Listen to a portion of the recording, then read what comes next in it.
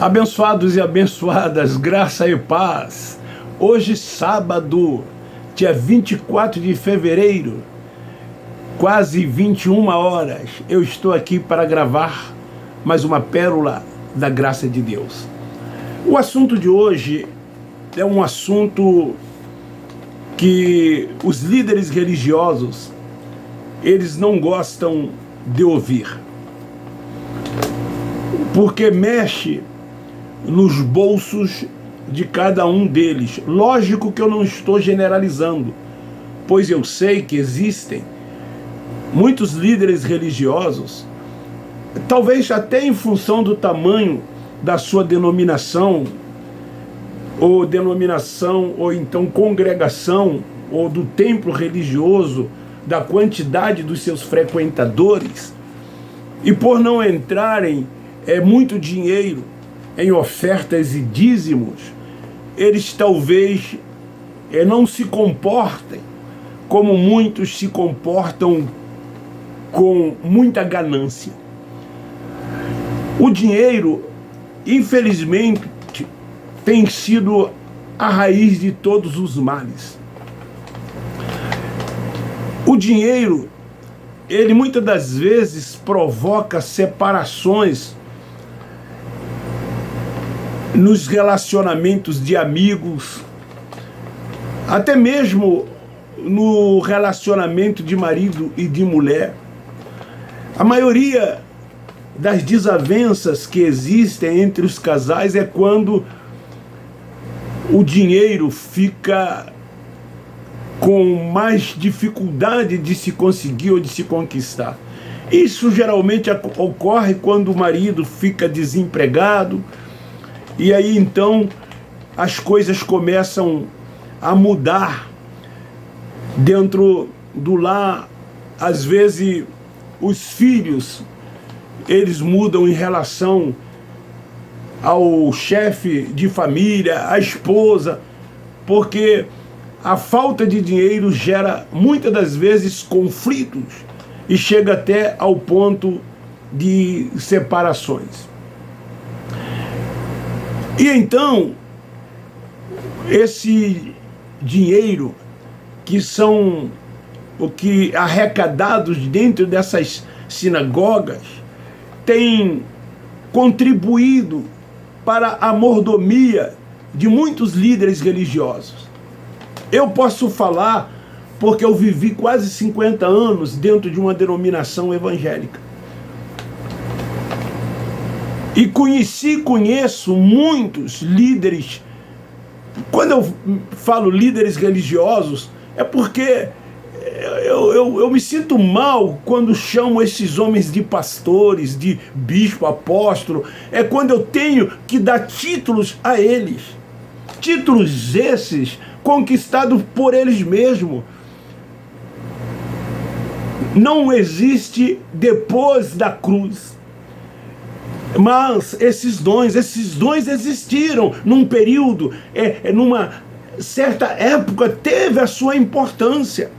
O próprio Cristo deu dons para que esses dons fossem usados naquele período que foi necessário que se usasse. Antes da cruz, o ministério, por exemplo, de profeta durou até João Batista, mas o que mais a gente vê hoje dentro dessas sinagogas são profetas, são profetadas. As pessoas se deixam levar por isso. Esses movimentos enchem. As mulheres principalmente, não tenho nada contra elas, mas que não trabalham a grande maioria, aí durante a semana elas vão para dentro dessas sinagogas. Eu vejo isso na internet, porque eles ainda postam tudo quanto acontece ali dentro. É um tal de entregar a revelação.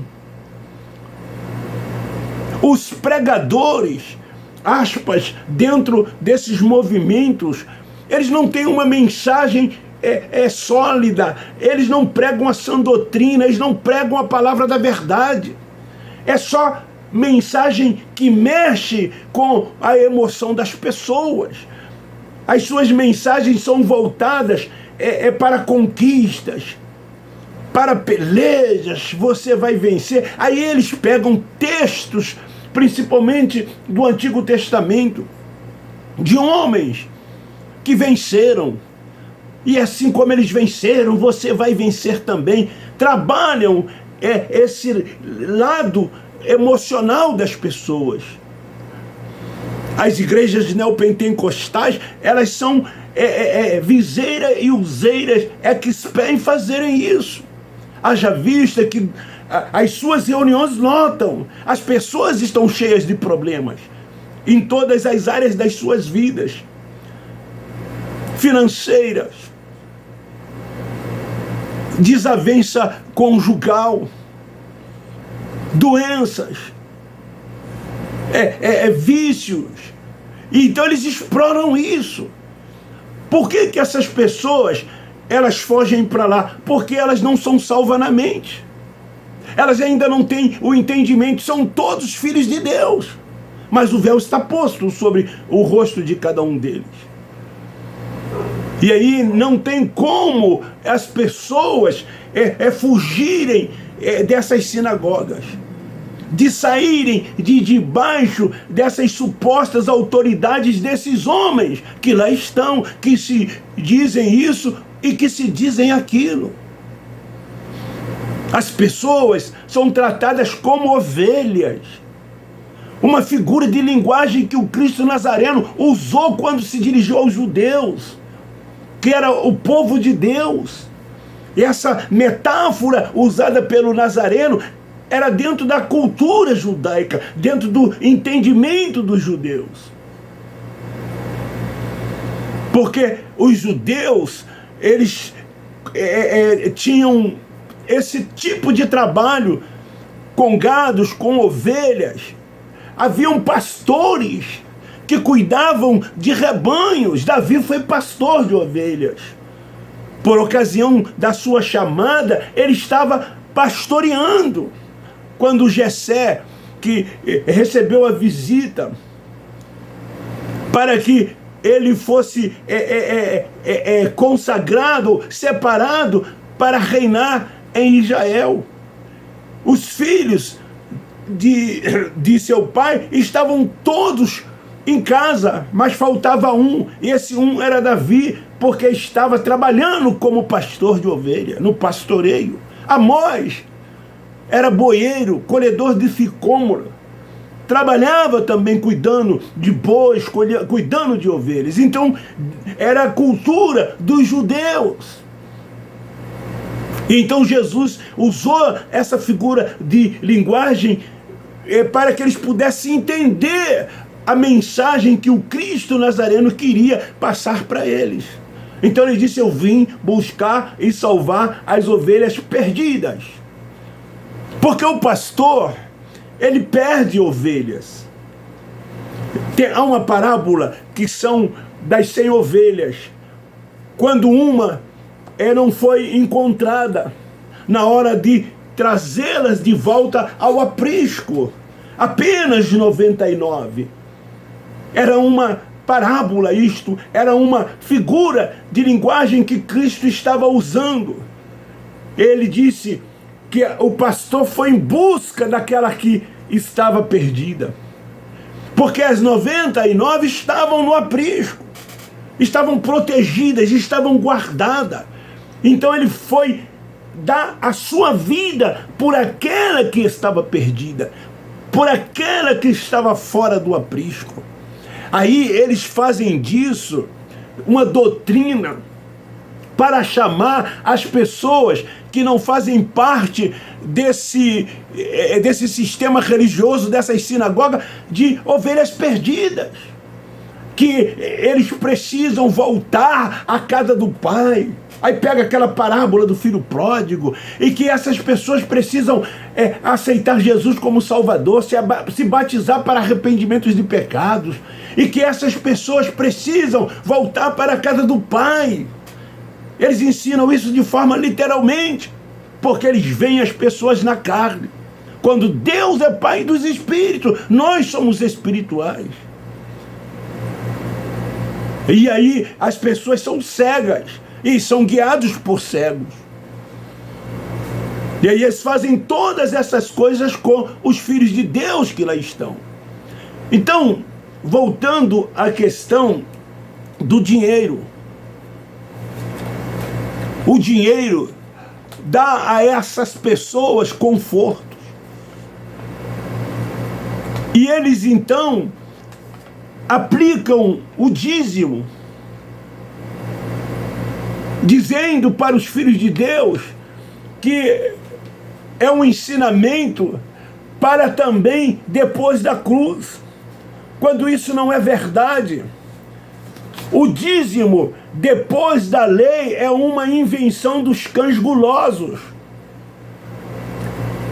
Fazia parte, sim, da lei judaica.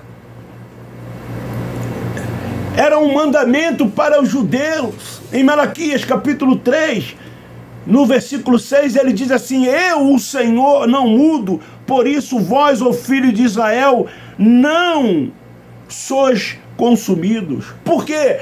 Porque Deus estabeleceu o dízimo para as 11 tribos. A única tribo que não deveria pagar dízimo era a tribo de Levi, porque ela foi separada por Deus para cuidar da parte espiritual do seu povo. A tribo de Levi não recebeu porção de terra, as outras todas receberam porções de terra.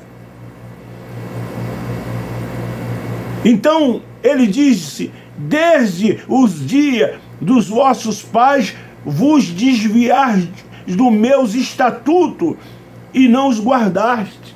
Porque haviam tribos que não levavam o dízimo à casa do tesouro. E então ele diz: tornai-vos para mim, e eu os tornarei para vós.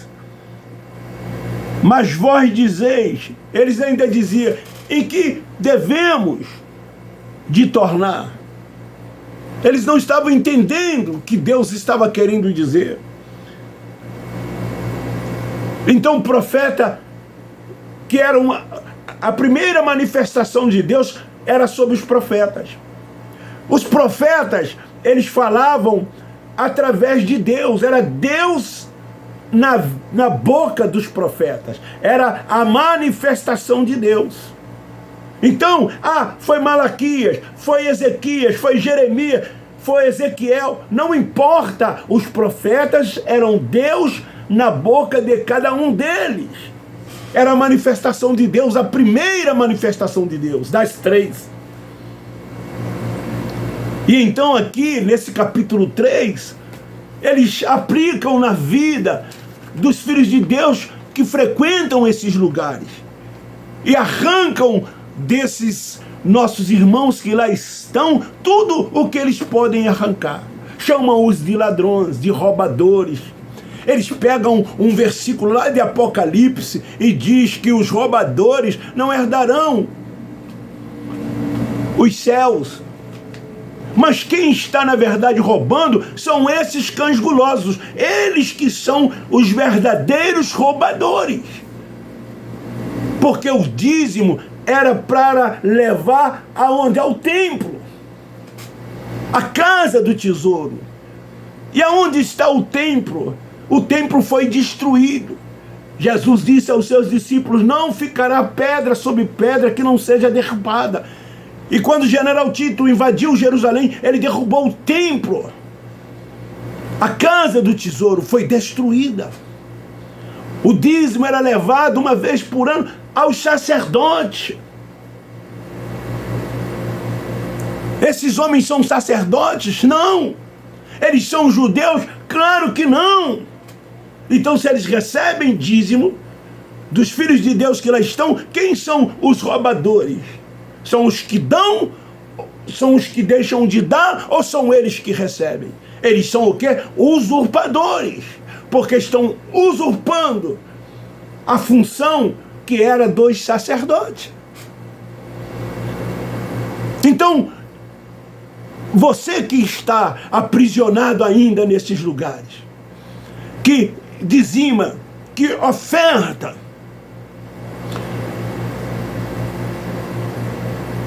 Deus não precisa do seu dinheiro, nem do dinheiro de quem quer que seja. São coisas desta vida. Paulo, o apóstolo da graça de Deus, ele diz: buscai as coisas de cima, e não as da terra. Ele fala: não ajunteis tesouros na terra. Quem descansa no Senhor, quem anda e vive por fé, quem confia tão somente nele, todos os dias são bons. Independente do que está acontecendo. A gente pode estar devendo ao banco, a gente pode estar passando por uma situação financeira difícil, a gente pode estar passando por uma enfermidade, a gente pode estar passando por um problema na família, um problema com supostos amigos, enfim. Mas para a gente tudo é bom, tudo é maravilhoso.